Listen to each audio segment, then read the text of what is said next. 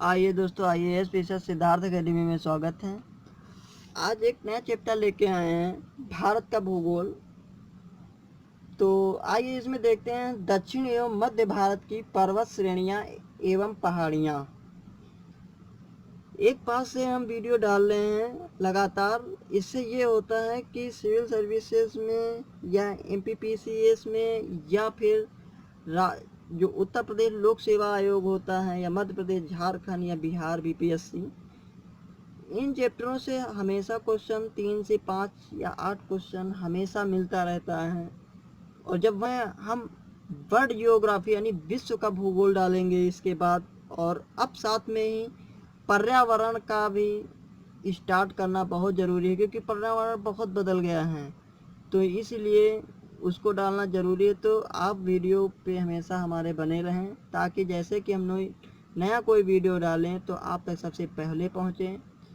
और अब science and technology आगे चालू होगा, और कल से एक जो है भारत का भूगोल, एक विज्ञान एवं प्रौद्योगिकी यानी साइंस एंड टेक्नोलॉजी, क्योंकि विकास खंड अधिकारी का पेपर लगा है और इस समय जो है साइंस एंड टेक्नोलॉजी का क्वेश्चन ज़्यादा आता है और विज्ञान यानी सामान्य विज्ञान का क्वेश्चन आधार कम कर दिया गया है। अगर 35 क्वेश्चन दोनों में से आते हैं तो लगभग 18 से 20 क्वेश्चन जो है साइंस एंड टेक्नोलॉजी यानी विज्ञान एवं प्रौद्योगिकी से पूछे जाते हैं चैप्टर से, तो इसलिए ये बहुत ज़्यादा है।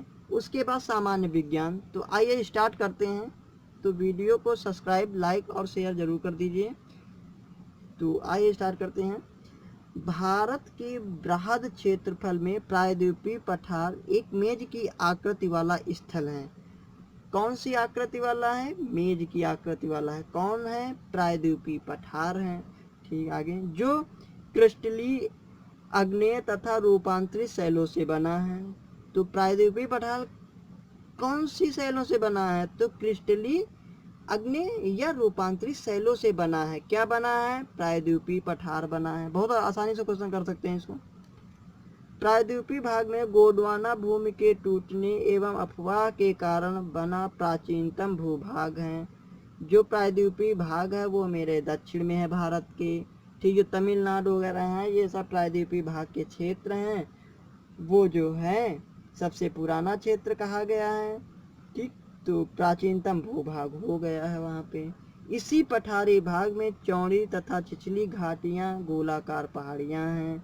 ठीक है, ये क्वेश्चन केवल इसी हिसाब से रट लीजिए कि ताकि मेंस में आसानी हो लिखने के लिए।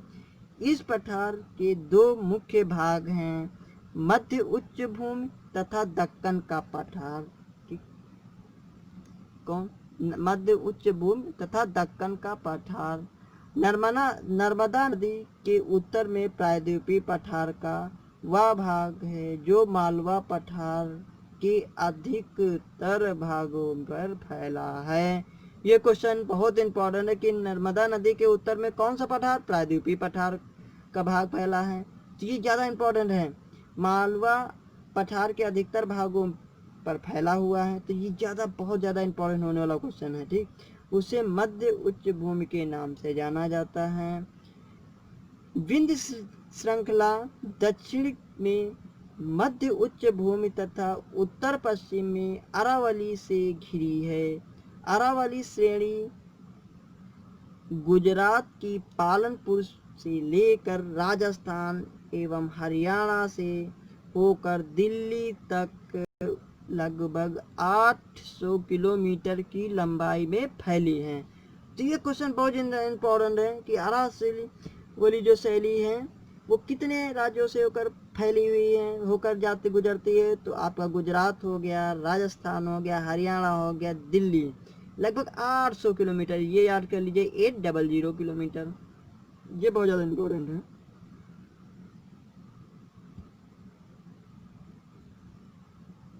आगे देखते हैं। इसका निर्माण प्री कैम्ब्रियन काल में हुआ। मैं ये क्वेश्चन करा चुके हैं कि जो है अरावली का जो है निर्माण किस काल में हुआ है। तो प्री कैम्ब्रियन काल में या युग में हुआ है, जो 600 से 570 मिलियन वर्ष का पूर्व माना जाता है। यह भारत की प्राचीनतम पर्वत श्रृंखला है? तो बहुत सही क्वेश्चन कि अरावली जो है हमारे भारत की प्राचीनतम यानी सबसे पुरानी श्रृंखला है, जबकि विश्व की सबसे प्राचीन पर्वत श्रृंखलाओं में से एक है। तो बहुत सही क्वेश्चन है। विश्व में जो है पर्वत श्रृंखलाओं में सबसे प्राचीन जो श्रृंखला है उसमें से भी एक है हमारी श्रृंखला, और जो है अरावली श्रृंखला। इसकी सर्वोच्च चोटी गुरु शिखर यानी 1722 मीटर की ऊंचाई पे है। तो अरावली की सर्वोच्च चोटी कौन सी? गुरु शिखर है। कितनी ऊंचाई है? 1722 मीटर। ये बहुत ज़्यादा, 1722 याद कर लीजिए। अरावली अवशिष्ट पर्वत का उदाहरण है। ये बहुत ज़्यादा इम्पोर्टेंट है कि अरावली ब्लॉक पर्वत है, कौन की रिफ्ट घाटी क्या है? तो ये अवशिष्ट पर्वत है अरावली। तो ये ज़्यादा काफ़ी इम्पोर्टेंट होने वाला क्वेश्चन है। आगे, अवशिष्ट पर्वत उन पर्वतों को कहा जाता है जो प्रारंभिक पर्वत अपरदन की शक्तियों द्वारा अपरदित होकर नीचे हो जाते हैं तथा उनका अवशिष्ट या शेष अवरोधक भाग ही दृष्टिगोचर हो जाता है। चूंकि इनका निर्माण अन्य प्रकार के पर्वतों पर अत्यधिक अपरदन होने से होता है, यह इन्हें घर्षित पर्वत या अवशिष्ट पर्वत भी कहा जाता है। यानी घर्षित पर्वत मतलब ये होता है कि इसमें जो है कीड़े मकोड़े का जमाव होता रहता है, तो इससे ये जो पर्वत जो है ऊपर उठता था। अब लेकिन क्या हुआ है कि इसमें कीड़े मकोड़े जाम रहे हैं, लेकिन ये घर्षित हो रहा है, यानी कि कम हो रहा है। अब यहाँ पे जो हमारा जो है अरावली पर्वत, इसलिए जो है इसकी पहले ऊंचाई और थी और वर्तमान समय में इसकी ऊंचाई और कुछ है, तो इसलिए ये घर्षण इसमें चालू हो रहा है, यानी कि इसमें विलुप्तता आ रही धीरे धीरे इस पर्वत में। तो उदाहरण के लिए हिमाचल अरावली सतपुड़ा, ये भी इसकी रेंज के अंतर्गत आते हैं और इसी हिसाब से ही रहती हैं। हाँ, तो आइए स्टार्ट करते हैं, देखते हैं कहाँ पे हिमालय पर्वत श्रृंखला। तो आपकी ये देख लिए हिमालय पर्वत श्रृंखला जा रही है यहाँ से होकर के, और यहाँ पे जब जा रही है तो देखो कौन सी डापला पहाड़ी और मिसमी पहाड़ियाँ ये मिलती हैं। ये पूर्वोत्तर पूर्व की पहाड़ियाँ हैं ये दोनों डीपली। और नागा हिल्स देखो ये जा रही है आपकी, और मिजो पहाड़ी देखो ये जो त्रिपुरा वाला क्षेत्र है वहाँ पे मिजो है। ठीक, तो आपको देखना कौन सी पहाड़ी कहाँ से जाता है। तो ये देखो विंध्य पर्वत है, कैमूर पहाड़ियाँ हैं, उसके बाद हजारीबाग का पठार। तो ऐसे ही एक तरीके चला जा रहा है पश्चिम से पूर्व होकर के। गारो, खासी जनजाति देखो मेघालय के आसपास पाई जाती हैं तीनों जनजातियाँ। तो ये देखो मांडो श्रेणी, ये आपकी गोवा और पंजाब महाराष्ट्र के आसपास मंडो श्रेणी पाई जाती है। मंडो कहाँ है? ये महाराष्ट्र में ही है अधिकतर। तो पहले गुजरात में होती थी, लेकिन जैसे ही गुजरात टूटा वैसे मंडो यहाँ पे आ गई है महाराष्ट्र पास। ठीक, उसके बाद सतपुड़ा पर्वत श्रृंखला, रामगढ़ पहाड़ी, इस तरीके चल रही हैं। तो काफ़ी ज़्यादा इम्पोर्टेंट होने वाला है चैप्टर है। तो आइए देखते हैं फिर सतपुड़ा के बारे में बात करेंगे। सतपुड़ा श्रेणियाँ दक्कन पठार का भाग है। सतपुड़ा श्रेणियाँ किसका पठार का भाग है? किस पठार का भाग है? यानी दक्कन पठार। तो आपको याद होना चाहिए कि दक्कन पठार कहाँ पे है? ये महाराष्ट्र में है। ठीक, इनका विस्तार मध्य प्रदेश व महाराष्ट्र राज्यों में है। तो दक्कन पठार का विस्तार कहाँ पे है?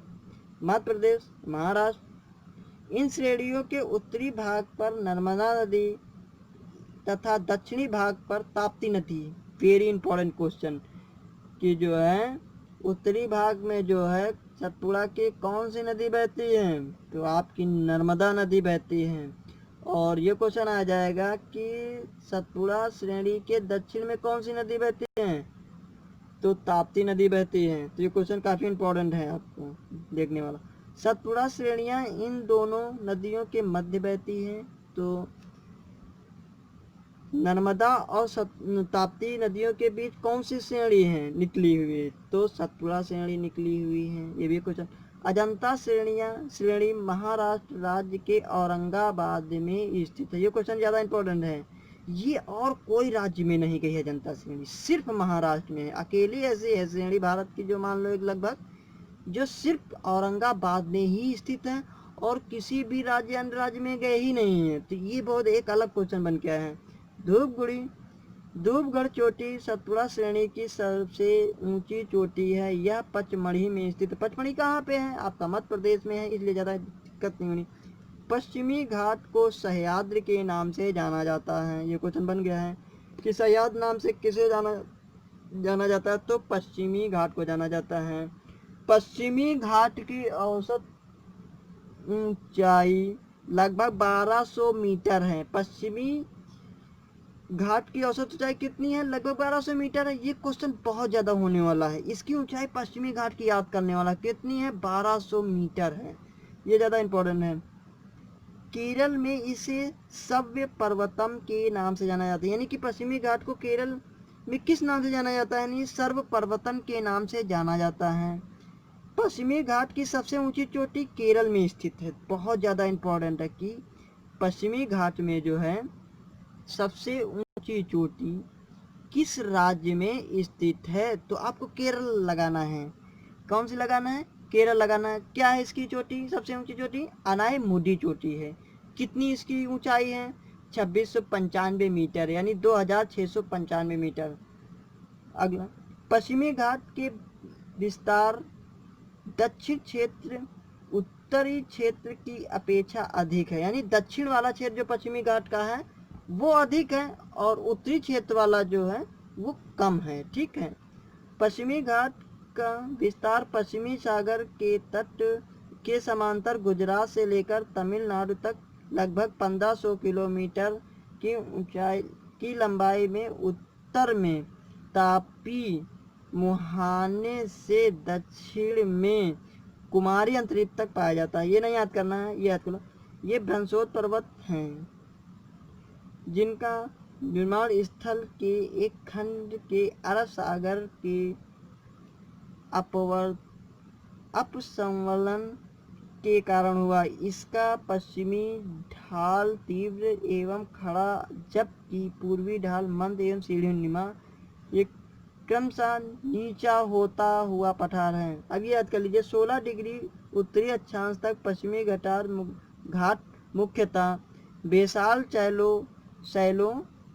शैलों से एवं गोवा से दक्षिण ग्रेनाइट और नाइस शैलों से निर्मित है। ये याद कर लीजिए, क्वेश्चन ज़्यादा इंपॉर्टेंट है।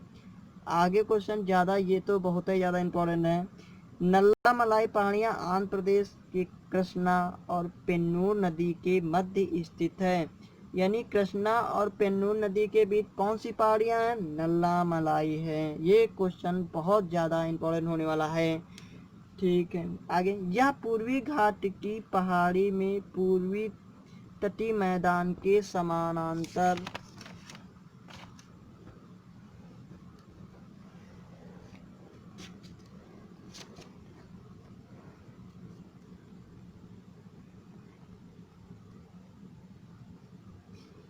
महानदी से नीलगिरी पहाड़ियों के मध्य विस्तृत है। अगला, जावादी पहाड़ियाँ तमिलनाडु राज्य के उत्तरी अरकाड जिले में स्थित। ये आजकल ये जावादी नदी पहाड़ियाँ कहाँ स्थित हैं? तमिलनाडु राज्य में, बस और कुछ नहीं। पहाड़ियों की रानी के नाम से विख्यात है कौन सी? नीलगिरी की पहाड़ियाँ। ये भी बहुत ज़्यादा इंपॉर्टेंट है कि रानी के नाम से जो पहाड़ी विख्यात है वो कौन सी? नीलगिरी की पहाड़ी, जो पूर्वी घाट एवं पश्चिमी घाट सम्मिलन करता है। दोडा बेट्टा 2637, यानी नीलगिरी पहाड़ी की सबसे छोटी ऊंची है। ठीक, कौन? डोडा बेट्टा। दक्षिण भारत की प्रसिद्ध टोडा जनजाति यहीं निवास करती है। कहाँ पे निवास करती है? डोडा बेट्टा के समीप, यानी नीलगिरी पहाड़ियों पे निवास करती है। कौन? दक्षिण भारत में जो रहती है टोडा जनजाति, तमिलनाडु में। अन्नामलाई पहाड़ियाँ केरल और तमिलनाडु में हैं। तो अन्नामलाई पहाड़ियाँ कहाँ स्थित है? केरल एवं तमिलनाडु राज्य में अवस्थित हैं। इसकी सर्वोच्च चोटी कौन? अनायमुडी है। ये भी क्वेश्चन बहुत, अन्नामलाई की सबसे सर्वोच्च चोटी कौन सी? अनायमुडी है। आगे देखते हैं, नीलगिरी पर्वतमाला तमिलनाडु, केरल एवं कर्नाटक राज्यों में विस्तृत है। यानी नीलगिरी पहाड़ियाँ 3 राज्यों से होकर गुजरती, तमिलनाडु, केरल, कर्नाटक। ये याद कर लीजिए, आपको क्वेश्चन बहुत ज़्यादा होने वाला है कि नीलगिरी पर्वत श्रेणियाँ कितने राज्यों से, यानी कि 3 राज्यों से। कौन कौन है? तमिलनाडु, केरल, कर्नाटक राज्यों में विस्तृत है। एक पर्वत ग्रंथि भी इसे कहा जाता है के नाम से। कार्डामम पहाड़ियाँ, आइए अब कार्डामम की पहाड़ियों के नाम से जानते हैं। क्या है कार्डामम की पहाड़ियाँ? दक्षिण भारत में दक्षिण पश्चिमी घाट केरल के दक्षिण पूर्वी हिस्से में तमिलनाडु दक्षिण पश्चिमी हिस्से, ये क्वेश्चन नहीं बनता, ये याद कर लें। इन पहाड़ियों में जो इलायची की खेती व्यापक पैमाने पर की जाती है, यानी कार्डानम पहाड़ियों पे कौन सी खेती किसकी गई, इलायची की। सेवराय पहाड़ियाँ तमिलनाडु के सलेम में स्थित है, यानी सेवराय पहाड़ियाँ कहाँ, तमिलनाडु में स्थित, बस इतना याद कर लीजिए और कुछ नहीं। तमिलनाडु का प्रसिद्ध हिल स्टेशन यारकाड इन्हीं पहाड़ियों में स्थित, यानी पूर्वी घाट में स्थित। महादेव पहाड़ियाँ, आपको महादेव पहाड़ियाँ देखता है, ये है आपका महादेव पहाड़ियाँ। सतपुरा पर्वत श्रेणी का भाग है। महादेव पहाड़ियाँ किस श्रेणी का भाग है, पर्वत श्रेणी का, यानी सतपुरा श्रेणी का है, जो मध्य प्रदेश राज्य में स्थित है। कैमूर पहाड़ियाँ मध्य प्रदेश बिहार के सासाराम में तक विस्तृत है। कैमूर कहाँ से, मध्य प्रदेश से बिहार के सासाराम तक विस्तृत है। गढ़जात की पहाड़ियाँ उड़ीसा राज्य में स्थित हैं। गढ़जात की पहाड़ियाँ कहाँ स्थित हैं, उड़ीसा राज्य में स्थित हैं, जहाँ गोर जनजाति रहती है। तो ये भी क्वेश्चन बनता है कि गोर जनजाति कहाँ रहती हैं, गढ़जात में रहती हैं, की पहाड़ियों पर रहती हैं। ठीक।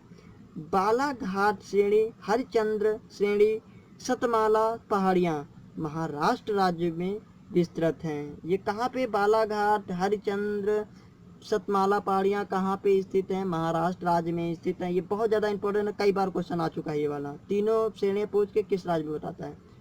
अजंता श्रेणी का विस्तार केवल महाराष्ट्र में थी। देखो आ गया क्वेश्चन वही, हमने कहा था कि जो क्वेश्चन है वही मिलेगा। ये और अजंता श्रेणी और किसी भी राज्य में नहीं है, सिर्फ महाराष्ट्र राज्य में ही है। कहाँ, औरंगाबाद में। अगला क्वेश्चन, रामगिरी की पहाड़ियाँ आंध्र प्रदेश के चित्तूर जिले में स्थित हैं। रामगिरी पहाड़ियाँ कहाँ, बस इतना याद कर लीजिए, आंध्र प्रदेश। तो ये भी याद कर लीजिए, चित्तूर जिला। यह पूर्वी घाट या महेंद्र पर्वत का हिस्सा है, यानी रामगिरी जो पहाड़ियाँ हैं वो पूर्वी घाट और महेंद्रगिरी का हिस्सा है। आखिरी लाइन, मैकाल श्रेणी पर्वत श्रेणी का पूर्वी भाग है, यह छत्तीसगढ़ राज्य में स्थित है। ये बहुत ज़्यादा होने वाला क्वेश्चन है, काफ़ी इंपॉर्टेंट क्वेश्चन है कि मैकाल श्रेणी सतपुरा श्रेणी का पूर्वी भाग है, यह छत्तीस में, यानी मैकाली की श्रेणी कहाँ स्थित है, छत्तीसगढ़ में स्थित है। तो प्रश्न कोश होगा आगे नेक्स्ट वीडियो में, क्योंकि वीडियो बहुत बड़ा हो जाएगा। तब तक के लिए लाइक, सब्सक्राइब और शेयर जरूर कर दीजिएगा।